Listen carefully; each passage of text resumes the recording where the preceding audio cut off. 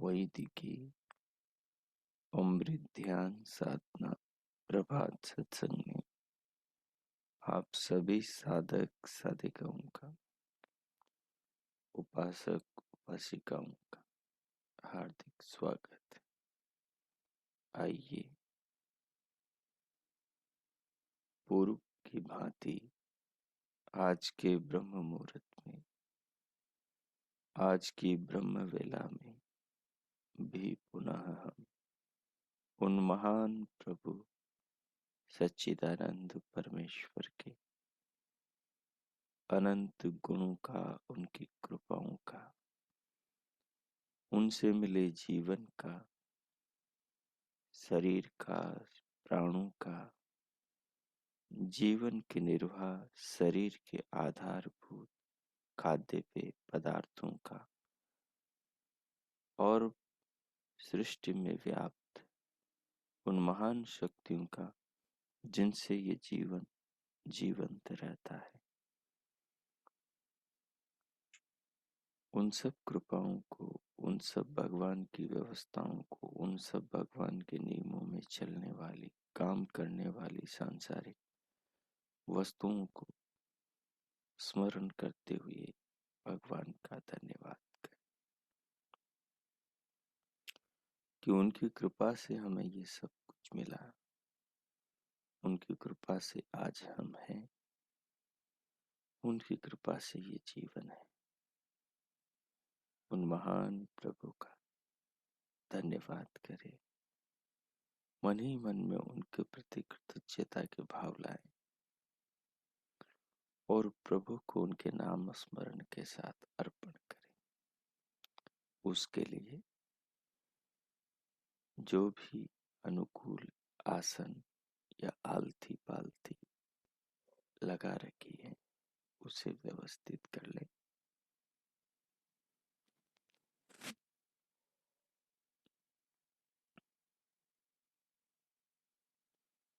व्यवस्थित करके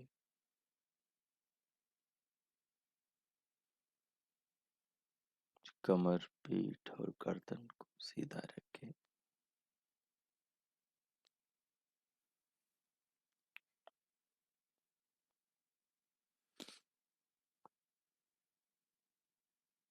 दोनों हाथों की हथेलियों को गोद में रखें, नेत्रों को बंद रखें और फिर सिर से पांव तक पूरे शरीर को अनुभव करें। अनुभव के क्षणों में विचार न करें, केवल अनुभव करें। जब आप अनुभव करेंगे तो आपको कभी कोई प्रयोग रिपीट नहीं लगेगा। जब आप केवल बातों को दोहराएंगे तो ऐसा लगेगा कि कल वाले काम को ही मैं आज कर रहा हूं। लेकिन जब आप अनुभूति करेंगे तो आप पाएंगे कि आज मैं दूसरा काम कर रहा हूं, आज मैं दूसरा प्रयोग कर रहा हूं, कर रही। ये अनुभव करके आप समझ सकते हैं।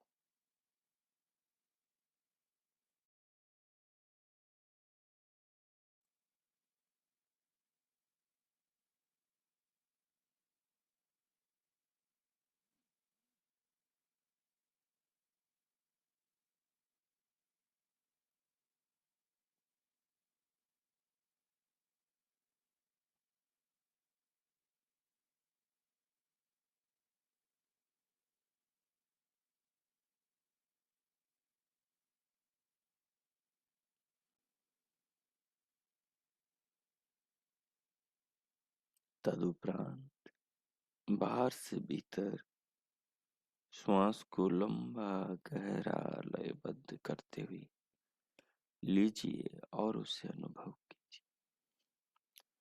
अनुभव करते हुए बाहर से भीतर लीजिए।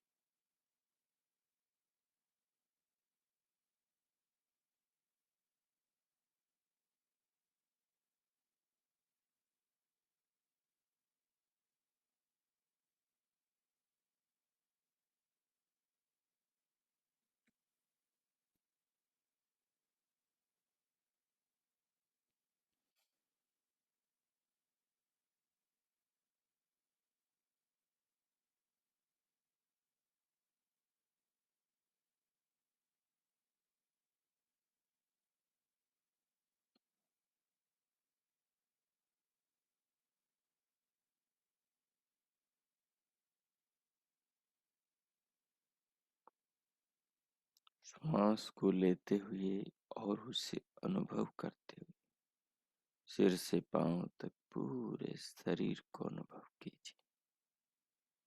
अनुभूति में विशेष अपने मन को लगाइए। जितना आपका फोकस प्रयोग के अंतर्गत अनुभव पर रहेगा, उतनी ही आपकी अंतर स्थिति अच्छी बनेगी।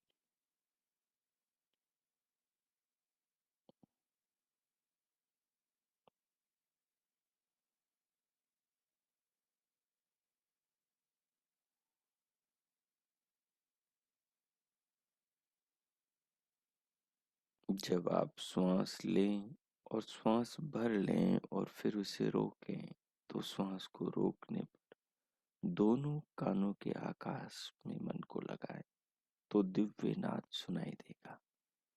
उसे सुने। श्वास को रोके रहें। फिर भ्रुकुटी में दिव्य प्रकाश देखे अंतर चक्षुओं से।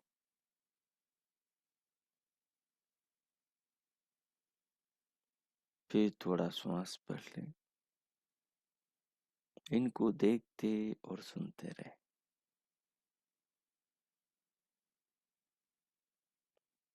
फिर श्वास भर के मन ही मन में प्रभु के ओम नाम का मानसिक जप प्रारंभ करें।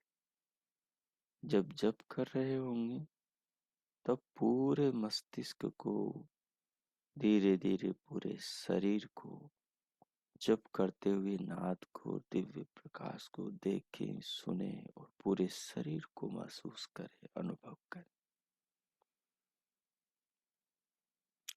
जब प्रश्वास छोड़ने का मन करे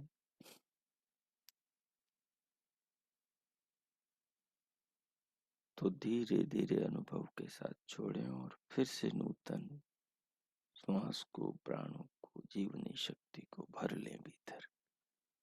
फिर प्रयोग करें।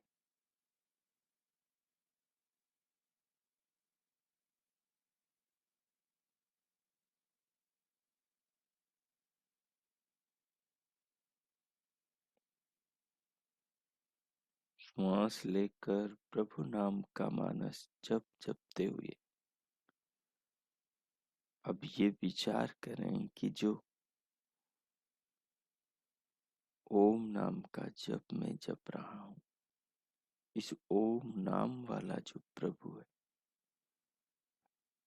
उसी का ये संसार और ये शरीर है।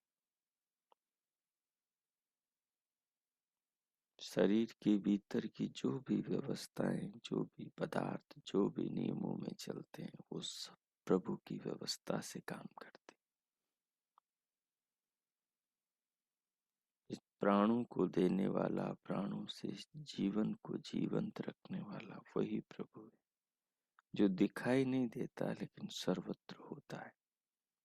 जैसे आत्मा दिखाई नहीं देता लेकिन शरीर में रहता है, शरीर का संचालन करता है, वैसे ही परमात्मा दिखाई नहीं देता लेकिन संसार में रहता है, संसार का संचालन करता है।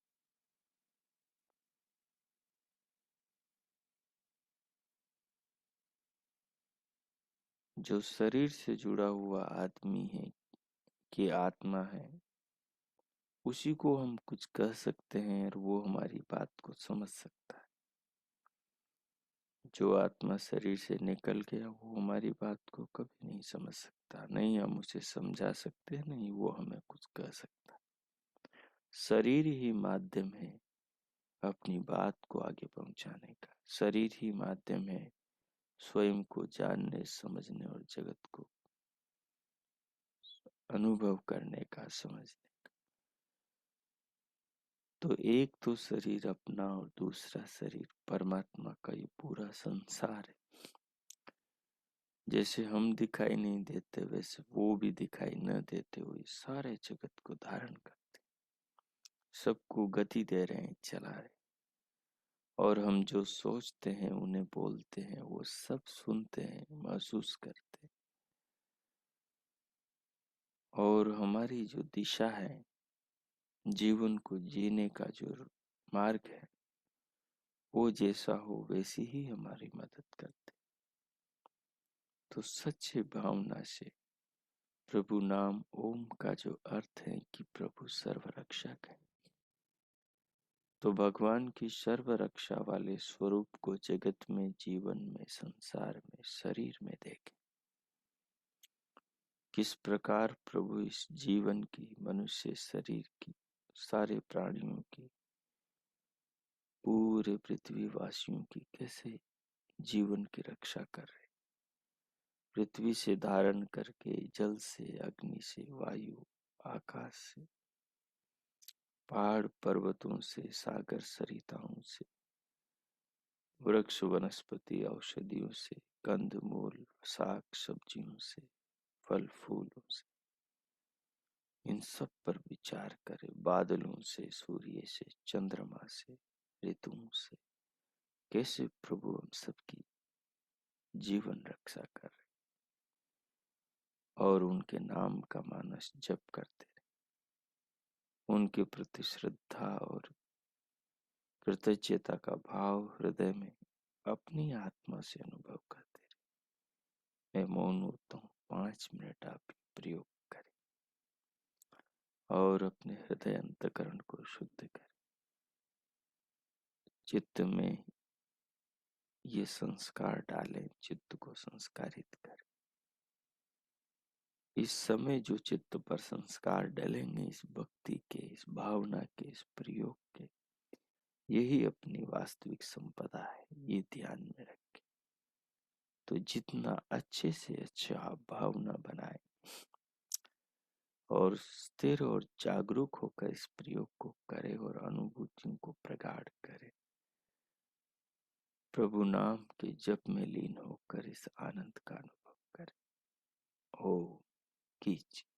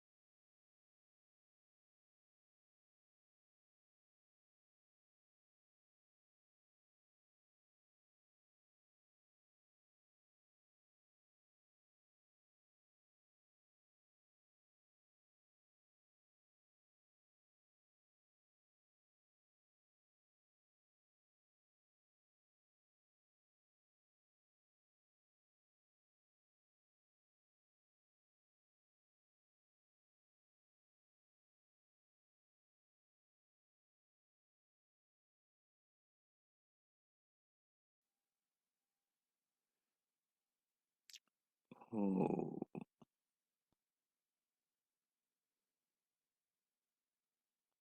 हो।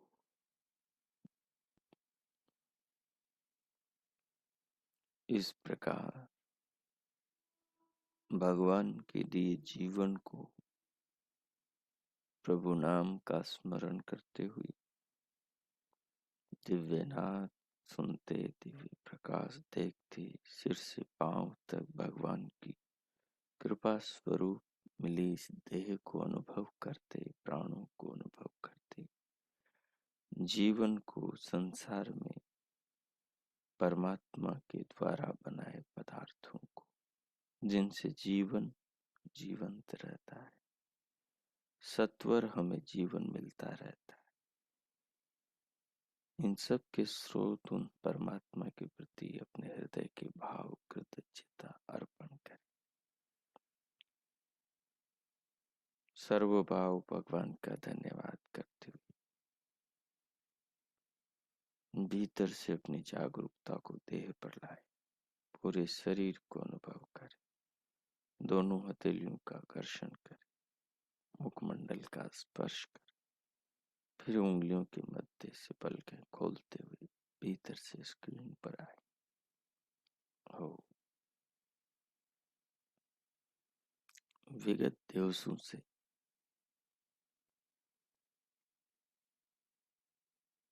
महर्षि श्वेताश्वतर मुनि के श्वेताश्वतर उपनिषद के श्लोकों के रहस्यों का हम ज्ञान प्राप्त करते चले आ रहे हैं। ये श्लोक वो श्लोक हैं जिसके अंदर इस लोक के रहस्यों को खोला जा रहा है। इन श्लोकों में, इस लोक में जो तीन तत्व हैं, आत्मा, परमात्मा, प्रकृति, इनके स्वरूपों को बताया जा रहा है और हम समझते हुए अपने चित्त के ज्ञान कक्ष में, ज्ञान संग्रह कोश में इन ज्ञान की बातों को संग्रहित करते चले जा रहे हैं। सो आइए पुनः 5वें श्लोक को 2-3 बार उच्चारण करेंगे और उसके बाद शेष भाग को पढ़ेंगे।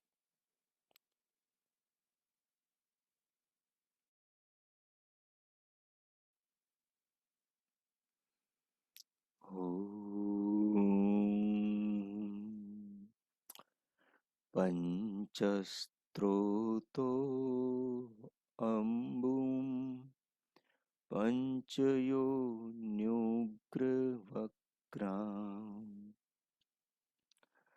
पंचप्राणोनिं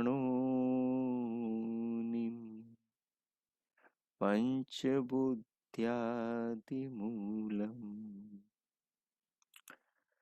पंचावर्तां पंचदुःखौघवेगां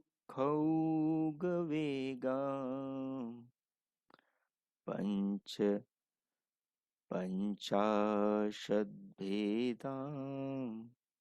पंचपर्वामधीमः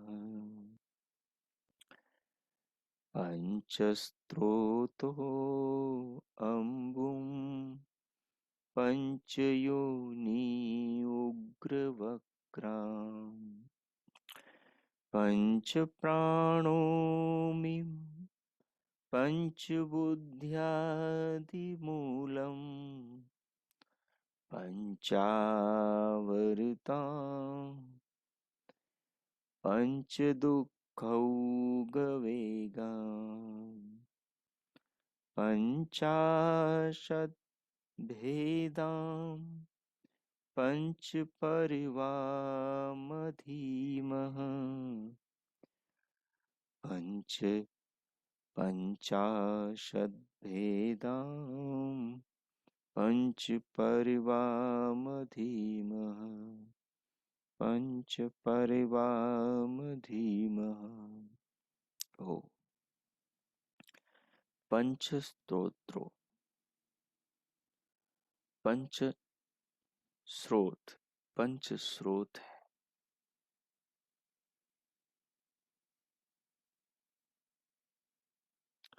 और पंच योनि उग्र वक्रा,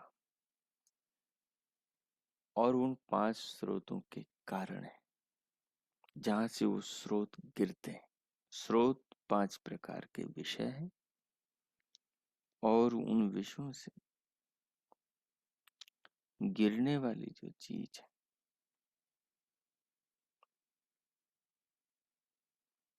वो इस संसार के 5 विषय हैं, जो इंद्रियों के 5 विषय हैं। उनमें शब्द है, उनमें रूप है, नाना आकृतियों के और नाना पदार्थों का ज्ञान है, नाना प्रकार का स्पर्श है, नाना प्रकार की गंध सुगंध रस है। 5 इंद्रियों से 5 प्रकार के विषय ही अंदर चित्त रूपी बर्तन में, पात्र में, ज्ञान कोश में संग्रहित होते चले जा रहे हैं इंद्रिय द्वारों से। और पंच प्राणों में 5 प्रकार के प्राण है। पंच बुद्ध्यादि मूलम, और 5 बुद्धि यानी ज्ञान के मूल है। अब यहां से हम आगे पाठ पढ़ेंगे, तो आइए।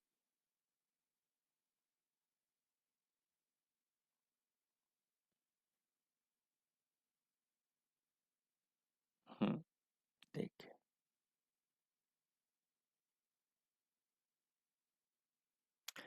इस शरीर रूपी नदी में 5 प्राण ही तरंगों के समान है। इस शरीर रूपी नदी का आदि मूल पंच बुद्धि कहलाता है। 5 प्रकार की बुद्धि, अर्थात 5 प्रकार का, 5 प्रकार के ज्ञान वाला। 5 प्रकार का ज्ञान क्या है? 5 ज्ञान इंद्रियों से जो होता है, रूप का, रस का, गंध का, स्पर्श का, शब्द का। यह किस लिए? इसलिए कि कोई रूप को चाहता है, कोई रस को, कोई स्पर्श को, कोई शब्द को, कोई गंध को। विभिन्न प्रकार के व्यक्तियों की रुचि भी विभिन्न प्रकार के विषयों में होती। इसके साथ ही देश काल भेद से एक ही व्यक्ति की आसक्ति भिन्न भिन्न विषयों में भी देखने को मिलती। एक ही व्यक्ति कभी रूप को चाहता है, कभी रस को, कभी स्पर्श को, कभी शब्द को और कभी गंध को। पंच बुद्धि का मर्म यही है। अर्थात सूक्ष्म बात यही है कि एक व्यक्ति 5 विषयों में समय के अनुसार अलग अलग में इच्छा रखता है, और एक ही विषय के अंतर्गत भी अलग अलग प्रजाति की अलग अलग वस्तुएं। जैसे रस एक विषय, अब रसवान जो पदार्थ हैं वो एक नहीं, अनेक है, अनगिनत।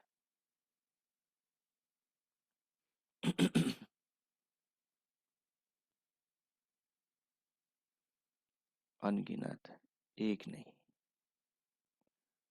थोड़ी देर आप मीठा खा रहे हैं तो फिर आपका नमकीन खाने का मन करता है, फिर मीठा खाने का नहीं करता।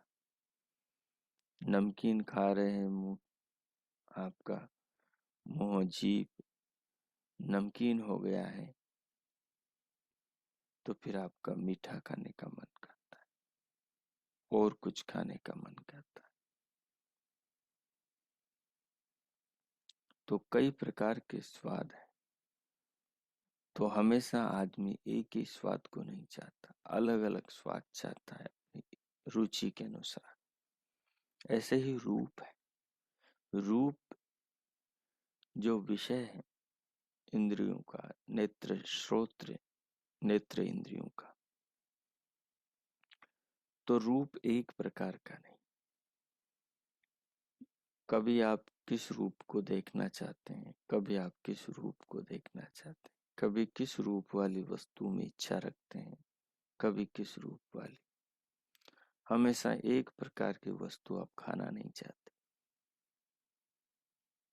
अलग अलग प्रकार की देखते हैं। ऐसे ही स्पर्श का है। हमेशा आप गर्म हवाओं का स्पर्श नहीं कर सकते। कभी आपको शीतल स्पर्श की आवश्यकता होती, कभी आप मृदु स्पर्श में मन रखते हैं, तो कभी खुरदुरे स्पर्श में। एक ही विषय के अंतर्गत कई अलग अलग विषय। ऐसे ही सुगंध एक प्रकार की नहीं होती। गुलाब की अलग है, मोगरे की अलग है, रात की रानी की अलग है, तो गेंदे की अलग है, केवड़े की अलग है। सबकी खुशबू अलग अलग है। नीम की अलग, बबूल की अलग, सागवान की अलग, चीड़ की अलग, खेर की अलग, सबके अलग अलग अनुभव।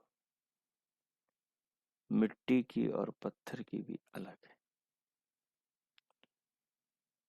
पानी की और फलों के रस की भी अलग है। सबकी अलग अलग स्मेल, सबकी अलग अलग गंध है। तो एक ही इंद्रिय के विषय के अंतर्गत बहुत सारे अलग अलग प्रकार के विषय हैं, जिनमें अलग अलग में अलग अलग समय या एक समय कुछ में, एक समय कुछ में आदमी का मन जाता रहता है, आदमी की रुचियां बनी रहती।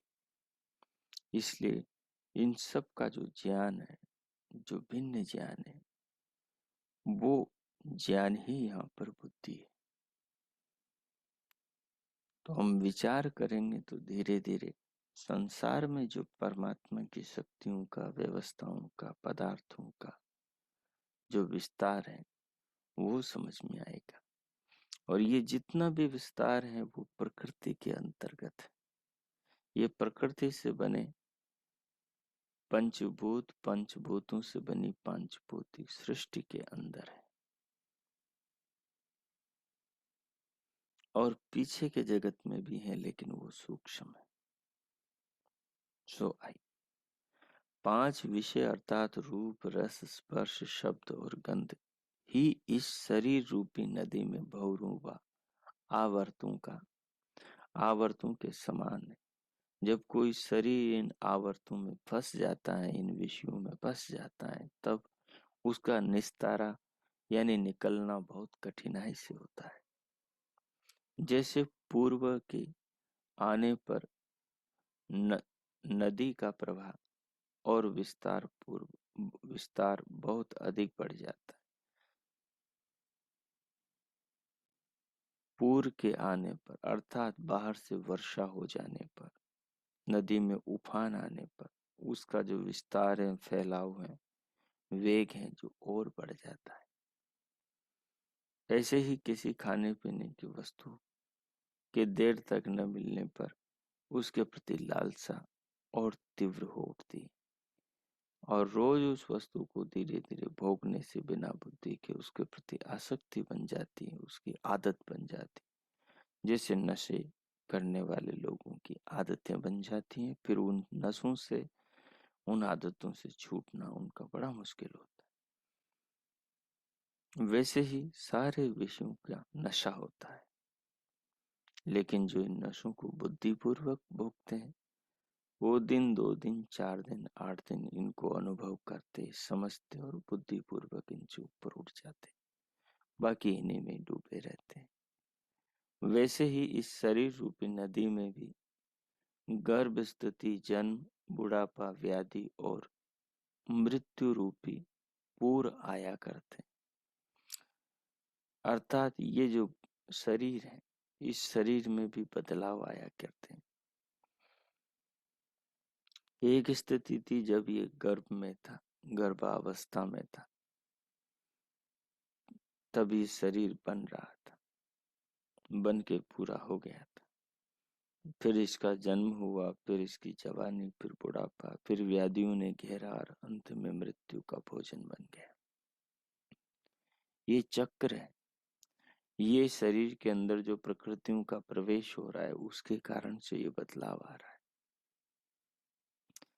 क्योंकि शरीर बिना पूर के, बिना प्रकृति प्रवेश के बच नहीं सकता।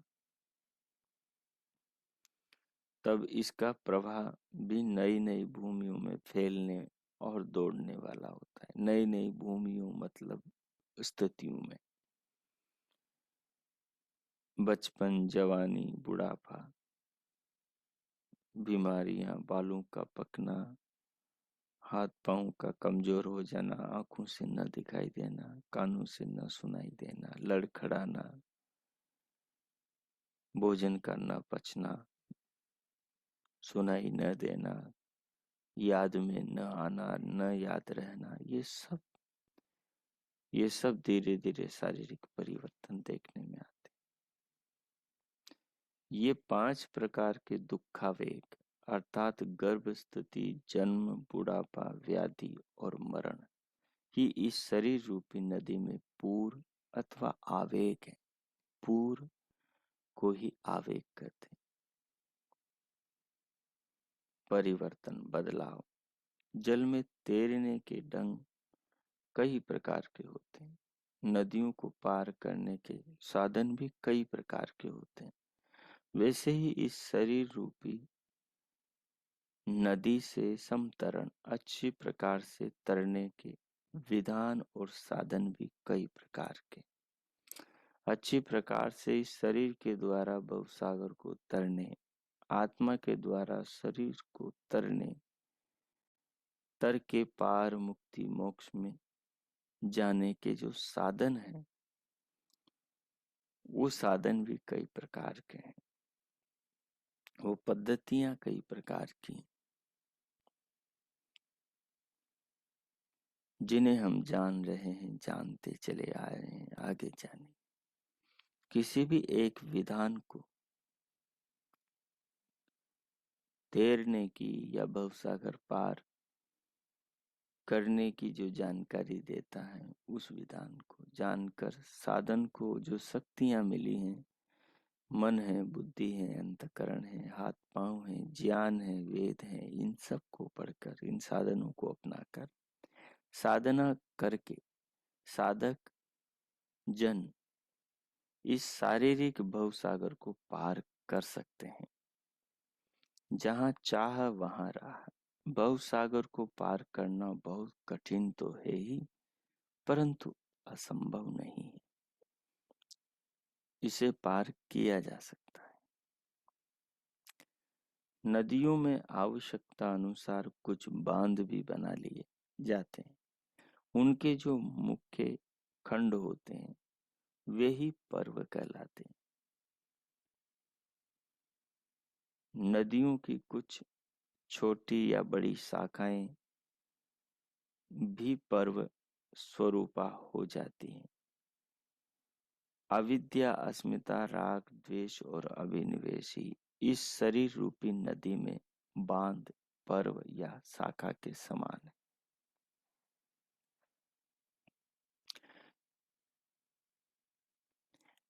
नदियां प्रवाहमयी होती हैं।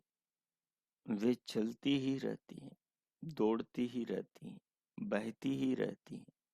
ये शरीर रूपी नदी भी चलती ही रहती है, अपनी विचित्र गतियों और अगतियों के द्वारा। यह भी निरंतर आगे ही आगे बढ़ती रहती। नए नए परमाणु प्रवाह आ आकर इसमें मिलते जुड़ते रहते। जो भी हम खाते पीते हैं, पानी पीते हैं, फल खाते हैं, रोटी खाते हैं, सब्जी खाते हैं, नाना प्रकार के पकवान खाते हैं, घी, दूध, तेल, दही, तो इन सब के जो परमाणु हैं, भोजन के, खाने पीने की चीजों के जो कण हैं, वो अपने शरीर में जाकर इस शरीर के अंगभूत हो जाते, इसमें मिलते जाते हैं और इस शरीर को धारण करते रहते हैं। और जो पुराने परमाणु होते हैं, शरीर के जो अणु होते हैं, वो कोशिकाओं तक जाते हैं, कोशिकाएं बनते हैं और फिर मर के शरीर से झड़ते रहते हैं। तो इसी प्रकार असंख्य परमाणु प्रवाह इससे छिटकते व विलग भी होते रहते हैं, अलग भी होते रहते हैं। अंततो गत्वा ये पार्थिव शरीर अपने कारण में लीन हो जाता है। आत्मा के निकलने पर, ये जलाने पर सब अपनी जगह इसके अणु पहुंच जाते हैं। वैसे ही जैसे कि नदियां जाकर सागर में समा जाती, कार्य और कारण का यही प्रवाह, उदय और अस्त का यह चक्र अथवा निर्गमन और विलय का यह अनुक्रम अनादि काल से इसी रूप में चलता चला आ रहा है। आगे ही आगे बढ़ता चला जा रहा है। इसलिए इसलिए इस तत्व को समझना कि अपना शरीर हर पल बदल रहा है। शरीर का अंतिम दिन दिनों दिन निकट चला आता जा रहा है। तो जितना जल्दी हो सके इस भवसागर को पार करने का रास्ता खोजें, अपने आत्मा को उन्नत करें और चित्त को संस्कारित करें। मिल गई मिट्टी में कैसी प्यारी प्यारी सूरतें, खाक के पेयोंदे, खाक के पेयोंद कैसे कैसे गुल बूटे हुए, फिर रही है अब तलक नजरों में शक्लें आशियां, मुद्दतें गुजरी चमन पर बिजलियां टूटे हुए। इसके अभिप्राय को फिर कल समझेंगे। आज के पाठ को इतना ही विराम देंगे। अब इस सारे के भाव को ध्यान में लाकर 2 मिनट आत्मचिंतन करेंगे और उसके बाद में फिर भगवान का धन्यवाद करें।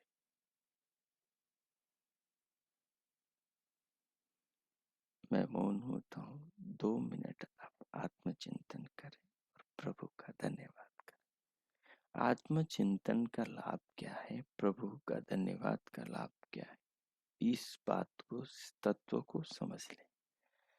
जब आपने जो चिंतन सुना उसको आत्मचिंतन में लाते हैं तो जितनी बातें स्मरण आती है उनका दोहराना हो जाता है, चित्त में वो रिपीट हो जाती। चित्त में रिपीट होते ही उनके संस्कार डबल हो जाते, अर्थात उनका याद रहना अब अधिक सहज होता है। दूसरी बात, प्रभु का धन्यवाद करने से धन्यवाद के संस्कार अपने चित्त पर पड़ते हैं। तो यही संस्कार हमें प्रभु से, अपनी आत्मा को जोड़े रखते हैं। इसलिए आत्मचिंतन,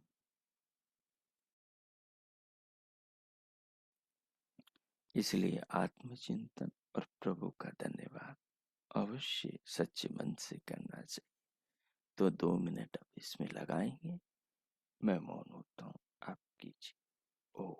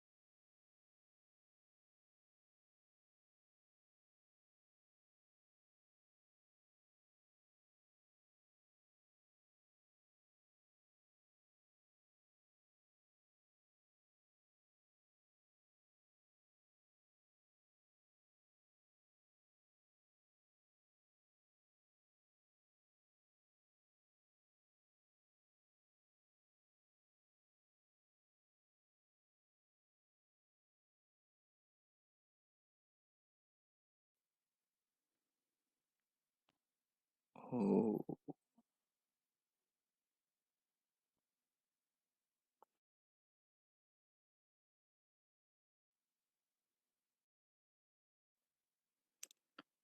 हो।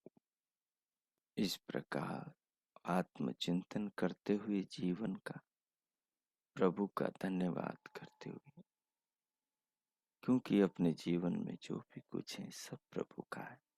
प्रभु की कृपा, उनके स्नेह, उनके प्रेम से है। हर पल का जीवन भगवान की कृपा से ही तो हमें मिल रहा है।